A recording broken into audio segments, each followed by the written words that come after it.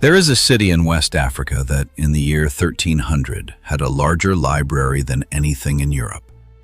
Not a slightly larger library, not one that was roughly comparable.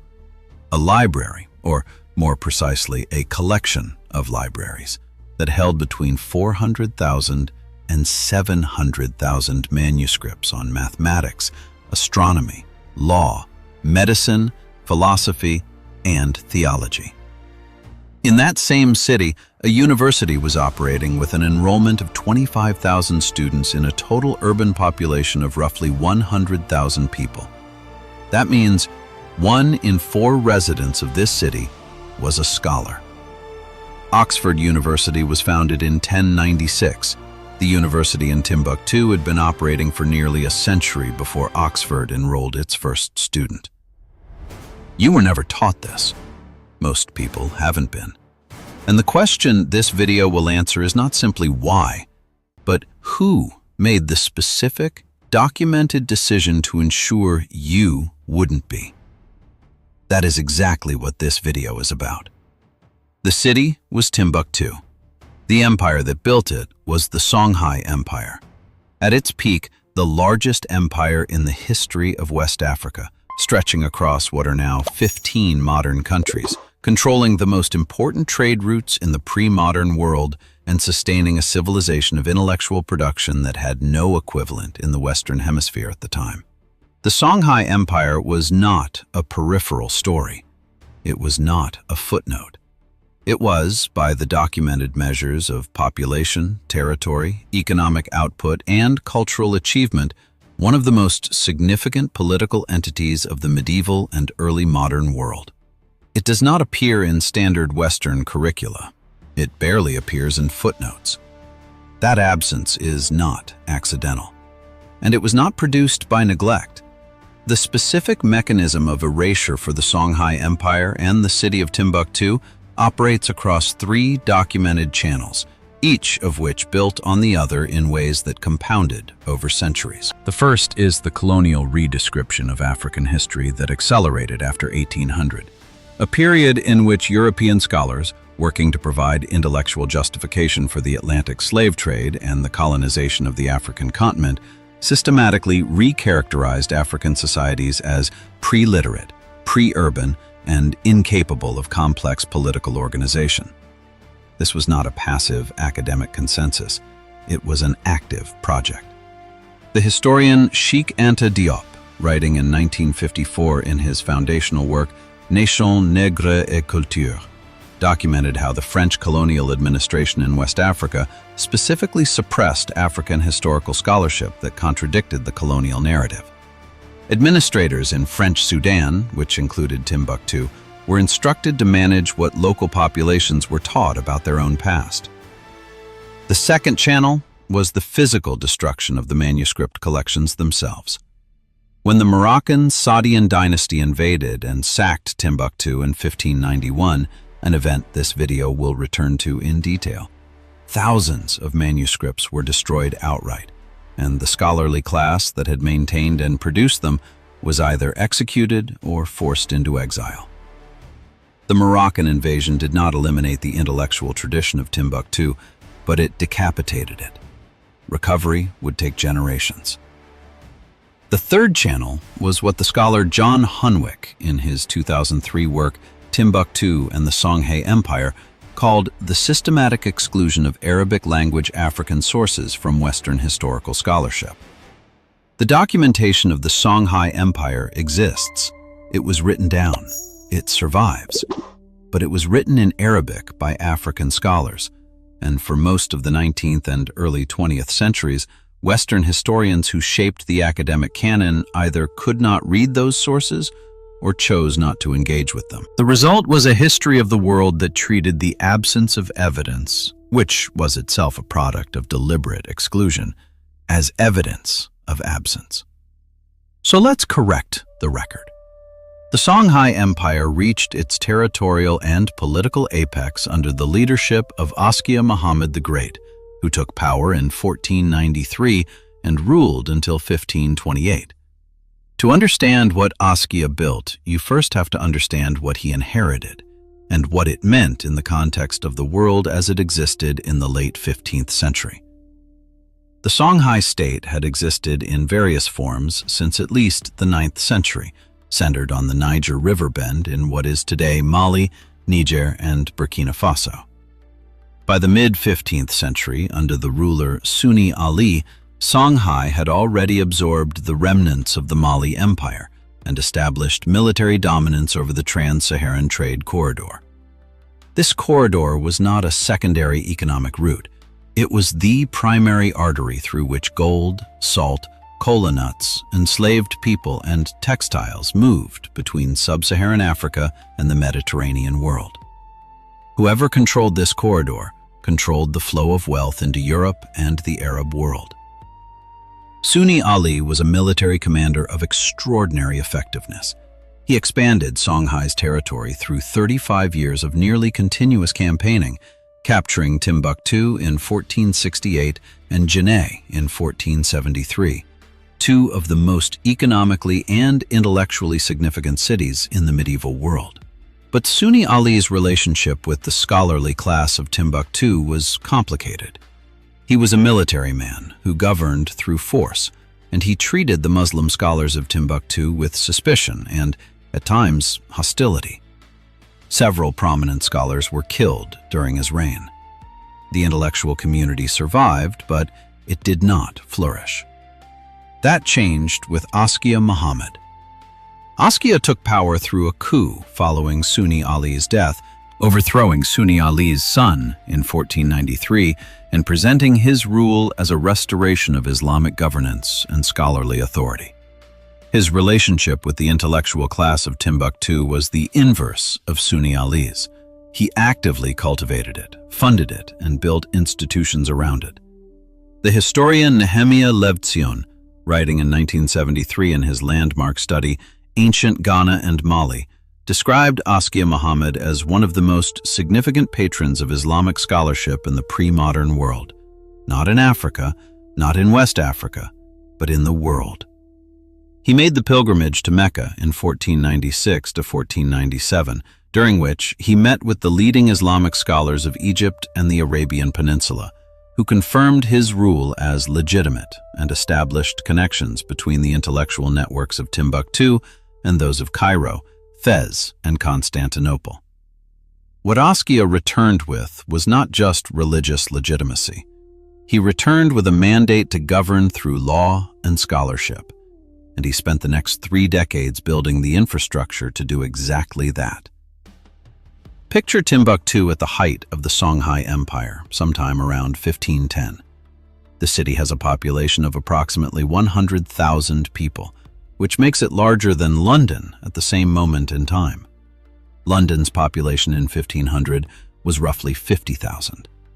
You are in a city with 11,000 inhabitants per square kilometer in its densest quarters, a commercial and intellectual metropolis organized around 3 institutions: the Sankore Mosque and its affiliated university, the Jingareber Mosque, founded by the great Mali architect S. Saheli in 1327, and the Sidi Yahya Mosque, established in 1400.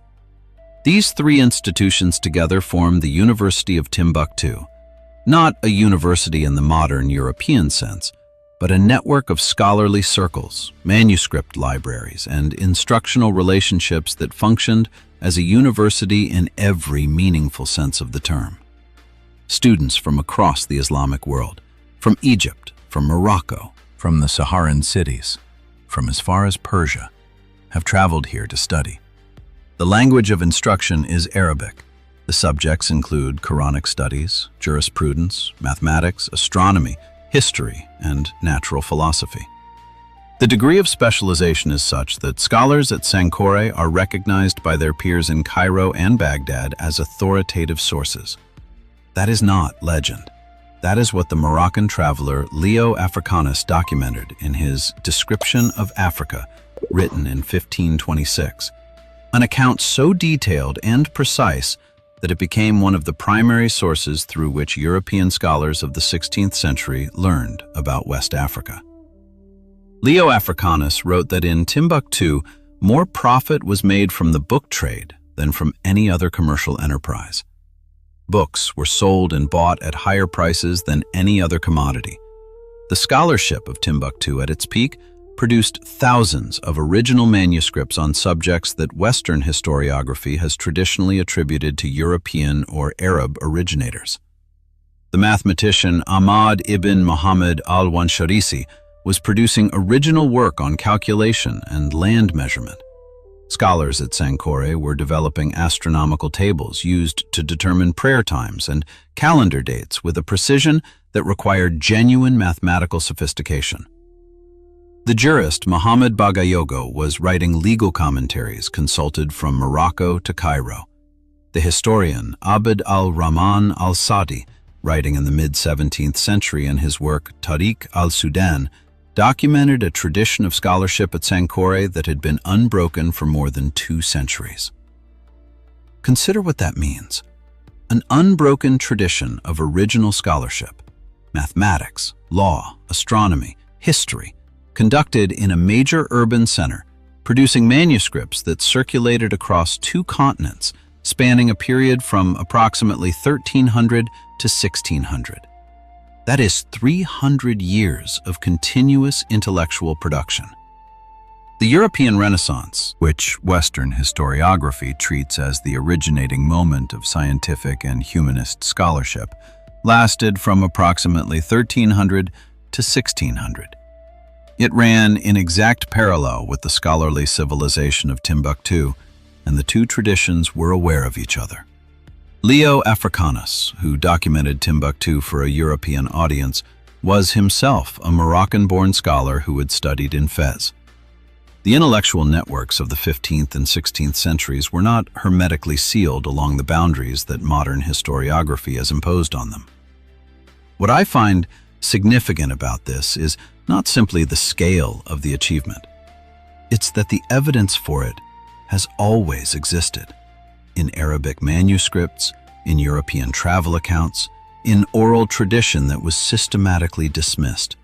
And the consensus still held in Western academic institutions that there was nothing there worth teaching. The wealth was extraordinary. The scholarship was extraordinary. But to understand why this civilization needed to be buried, you have to understand what it represented politically and who was threatened by it. The Songhai Empire at its height was not merely wealthy and educated. It was an administratively sophisticated state operating on a scale that challenged the foundations of the narrative that European colonial expansion required. Askia Muhammad governed an empire of approximately 1.4 million square kilometers. For reference, that is roughly the size of Western Europe combined. He did this through a system of provincial administration that the historian John Hunwick, in his 2003 study, described as the most complex system of regional governance in the pre-colonial African continent. Askia divided the empire into provinces, each administered by a governor appointed by the central court, with standardized systems of taxation, legal jurisdiction, and communication that allowed the state to function coherently across distances that would have been extraordinary by any contemporary standard. The tax system was documented. The legal system was documented. The administrative hierarchy was documented. We know this because Askia employed professional historians and legal scholars whose specific function was to record the operations of the state. The Tariq al-Fatash, written by the scholar Mahmud Khati and his descendants beginning in the early 16th century, is an administrative and political history of the Songhai Empire with a level of documentary precision that most European states of the same period could not match. It records appointments, policies, legal decisions, territorial boundaries, military campaigns, and diplomatic correspondence. It exists. It has been translated, and it still does not appear in the standard historical narratives taught in Western educational systems. Think about what that means. We are not talking about a civilization that left behind ruins and artifacts that require interpretation. We are talking about a civilization that wrote its own history down, in detail, and that history has been available to Western scholars for over a century. The Tariq al-Fatash was first translated into French by Octave Hudas and Maurice Delafosse in 1913, more than 100 years ago. In 1913, the colonial administration of French Sudan had this text in translation and chose not to integrate its contents into the curriculum they were imposing on the very people whose ancestors had written it. That is not an oversight. It is a choice. The fall of the Songhai Empire came not from within, but from the north. In 1591, the Saadian Sultan of Morocco, Ahmed al-Mansur, dispatched an invasion force of approximately 4,000 soldiers, including a significant contingent of Spanish, Moorish, and Portuguese mercenaries equipped with firearms, across the Sahara Desert with the explicit objective of seizing control of the Songhai gold trade. The Moroccan force, commanded by the general Judar Pasha, confronted the Songhai army at the Battle of Tondibi in March 1591. The Songhai fielded a substantially larger force. Estimates range from 12,000 to 40,000 soldiers, but they were armed with traditional weapons, and they had no defense against musket fire. The battle was decisive and brief. The Songhai army was routed. Timbuktu fell to Moroccan control within weeks. What followed the conquest is the part of this story that receives the least attention and carries the most historical weight. Judar Pasha and his successor, Mahmud ibn Zarqun, did not govern Timbuktu as a stable province. They extracted it. The gold and salt trade that had sustained the Songhai economy was redirected northward toward Marrakesh. The scholarly infrastructure of the city, the libraries, the university networks, the manuscript collections, was deliberately disrupted. In 1593, the Moroccan administration arrested and deported approximately 100 of Timbuktu's most prominent scholars, including the celebrated historian and jurist Ahmad Baba al-Timbukti, who was imprisoned in Marrakesh for 14 years. Ahmad Baba was, at the time of his arrest, one of the most prolific scholars in the Islamic world, author of more than 60 works on law, theology, and biography, and the holder of the highest scholarly credentials recognized by the courts of North Africa and the Middle East. He was arrested not because he had committed a crime, but because an educated and articulate African scholarly class posed a challenge to the legitimacy of Moroccan rule. Picture that moment. A man who has written 60 books, who is recognized as a legal authority from Cairo to Cordoba, being loaded onto a camel and marched across the Sahara as a prisoner. Ahmed Baba himself documented the arrest in a letter that survives. He wrote that he was taken with no charge stated, and that 1,700 of his personal books were confiscated. 1,700 books. A single scholar's private library, confiscated and carried north. That document exists, Ahmed Baba's own account, in the Timbuktu manuscripts collection that the Ahmed Baba Institute, named in his honor, began cataloging systematically after 2000. The Moroccan conquest did not destroy Timbuktu immediately, but it destroyed its conditions of possibility.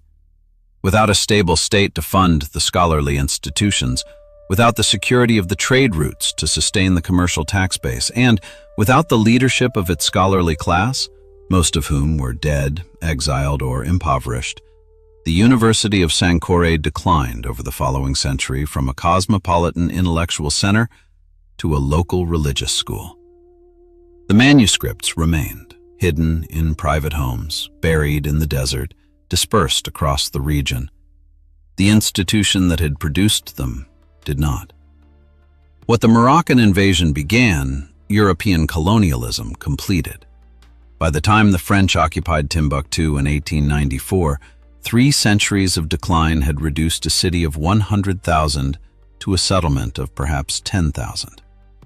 The French administration encountered a city whose residents possessed extraordinary quantities of ancient manuscripts, but whose institutional capacity to maintain, preserve, or engage with those manuscripts had been systematically dismantled.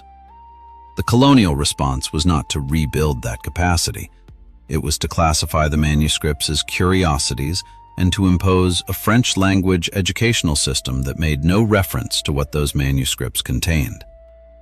The long-term consequence of that choice is measurable.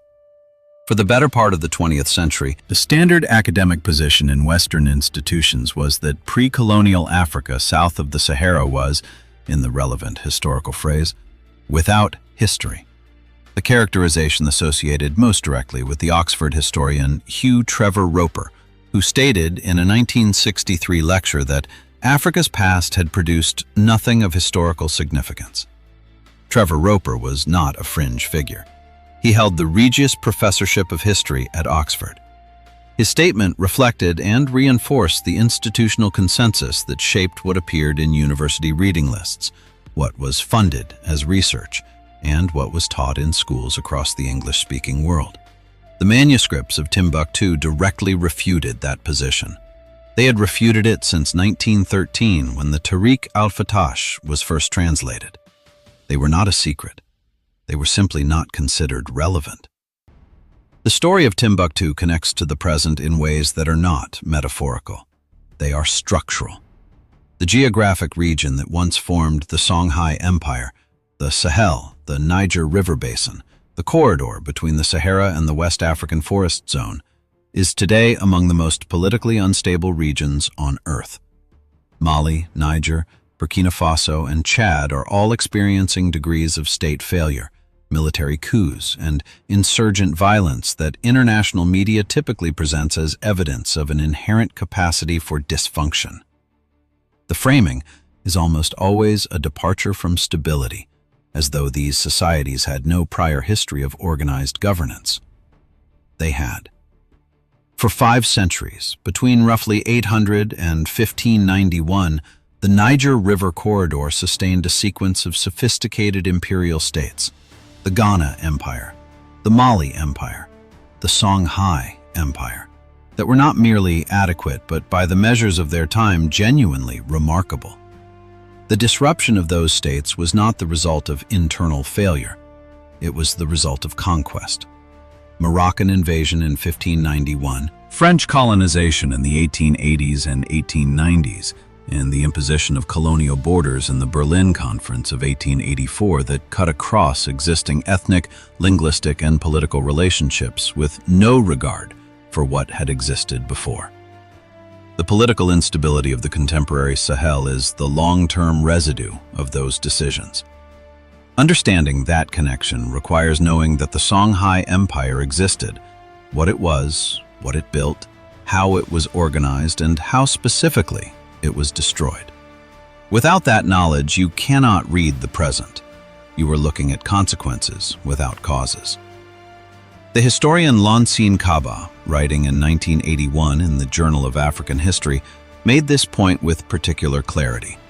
He argued that the African scholarly tradition of Timbuktu represented not just an intellectual achievement, but a model of governance, law-based, decentralized, tolerant of scholarly dissent, that was destroyed not because it failed, but because it succeeded.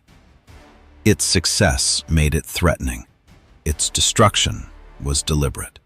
And the erasure of its memory from the Western educational canon was the final step in a process that began with the Moroccan invasion and was completed by French colonialism. The manuscripts themselves are coming back. The Ahmed Baba Institute in Timbuktu, established in 1973 and rebuilt after a jihadist attack in 2013, has cataloged more than 30,000 individual manuscripts.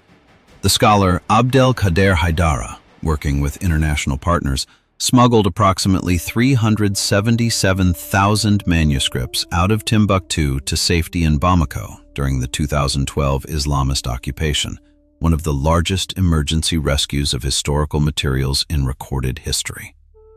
Those manuscripts are now being digitized. They are being translated. They are, slowly and imperfectly, being read. What they contain is still being fully understood, but Scholars who have worked through portions of the collections, including the historian Mauro Nobili of the University of Illinois, whose work on the Timbuktu manuscripts appeared in a 2020 study published by the Brill African Sources Collection, have found original contributions to mathematics, legal theory, and natural philosophy that the Western historical narrative had attributed exclusively to European and Arab sources. The intellectual history of the pre-modern world is being rewritten in real time, not because of new discoveries, because materials that always existed are finally being seriously engaged. You went through school, most likely 12 years of it, possibly more, and were not taught that the Songhai Empire existed. You were not taught that Timbuktu housed 25,000 scholars at a time when London had 50,000 total inhabitants. You were not taught that Ahmad Baba al-Timbuktu had written 60 books and owned a personal library of 1,700 volumes before being arrested and exiled by a foreign army. You were not taught that the Tariq al-Fatash, a detailed administrative and political history of a sub-Saharan African empire, was translated into French in 1913 and then largely ignored for a century.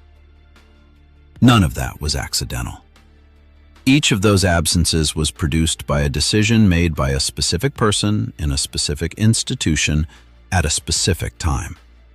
A colonial administrator choosing what local students would learn, an academic consensus deciding what counted as history, a textbook publisher selecting which civilizations made the cut for inclusion in a world history course. The decisions are documented. The people who made them had names. The institutions they worked in still exist. The Songhai Empire built one of the great intellectual civilizations of the pre-modern world. It was documented by its own scholars, by Arab travelers, by a Moroccan prisoner who left us his account of what was taken from him. The documentation survived conquest, colonization, jihadist occupation, and a century of academic indifference. History was buried, but it was never destroyed. If you found this video worthwhile, leave a comment. Tell me which erased civilization or figure you think deserves a video next. I read every comment, and the next script I write may come directly from what you say there. If you're not subscribed yet, do it now. Every video on this channel covers a story that the standard curriculum decided wasn't worth your time. We've decided otherwise. The next video on this channel is about a kingdom so architecturally sophisticated that when Europeans first discovered it, they spent decades insisting it couldn't have been built by Africans. That building still stands. The denial is in the historical record too. The manuscripts outlasted the empire.